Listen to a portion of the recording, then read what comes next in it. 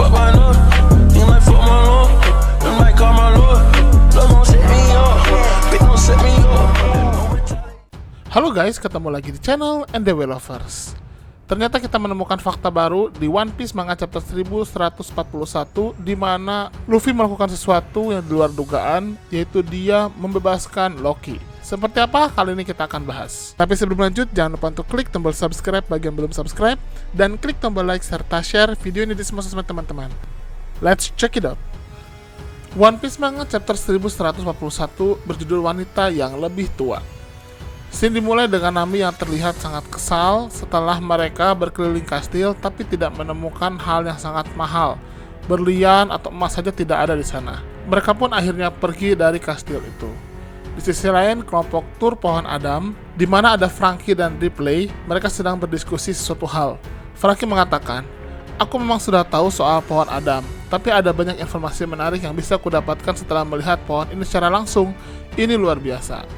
Ripley mengatakan, "Pada dasarnya kami tinggal di cabang besar dari pohon ini, dan tiap cabang memiliki kisahnya sendiri. Jadi ternyata pohon Adam sangat besar, dan mereka tinggal di salah satu cabangnya saja."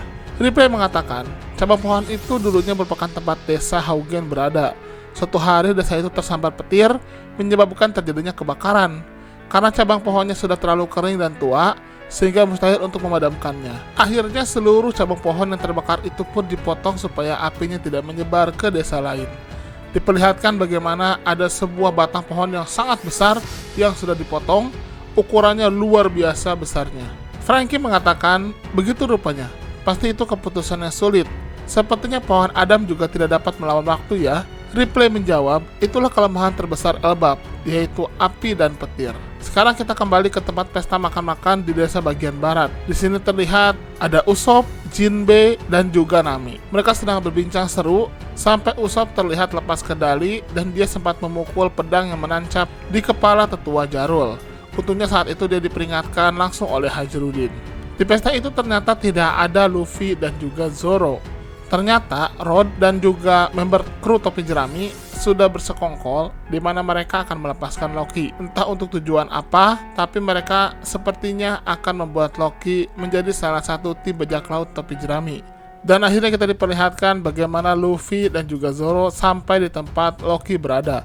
Terlihat Loki sangat terluka parah, bahkan sempat dianggap sudah mati. Memang ada hal yang unik dengan Loki ini, bahkan untuk ukuran raksasa, dia jauh lebih besar dibandingkan dengan raksasa lainnya, sehingga dia jadi salah satu raksasa terbesar yang pernah ada. Bahkan Luffy mengatakan jika ukuran Loki ini setara dengan Or. Ketika mereka sampai, Loki terlihat dalam keadaan yang seperti antara hidup dan mati.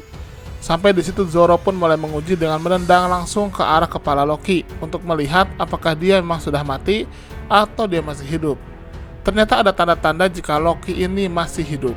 Mereka pun memutuskan untuk melepaskan Loki dari ikatan rantai besarnya itu, tapi membiarkan salah satu batu laut yang tertanam di kakinya untuk menahan Loki agar tidak berontak atau membuat ulah lebih parah, agar mereka bisa menginterogasi Loki. Saat itulah Luffy melihat dari atas langit ada sekawanan dari Hajrudin dan teman-temannya yang datang menggunakan kapal terbang. Mereka tapi tidak bisa menahan laju kapal itu sehingga mereka akan menabrak tanah. Untungnya Luffy langsung membesarkan badannya dan menjadi penghalang agar mereka tidak hancur berkeping-keping. Hajrudin pun meminta kepada Luffy untuk jangan membuka ikatan rantai yang menahan Loki, karena apa yang dikatakan Loki itu sebenarnya adalah kebohongan belaka, dan mereka pun sudah diberitahukan untuk tidak pernah mempercayai perkataan dari Loki sekalipun. Tapi sepertinya itu semua sudah terlambat, karena ternyata Luffy dan juga Zoro sudah melepas ikatan Loki, dan terlihat di situ Loki pun mulai berdiri. Ukurannya sangat besar dan membuat seluruh raksasa yang ada di sana sangat ketakutan.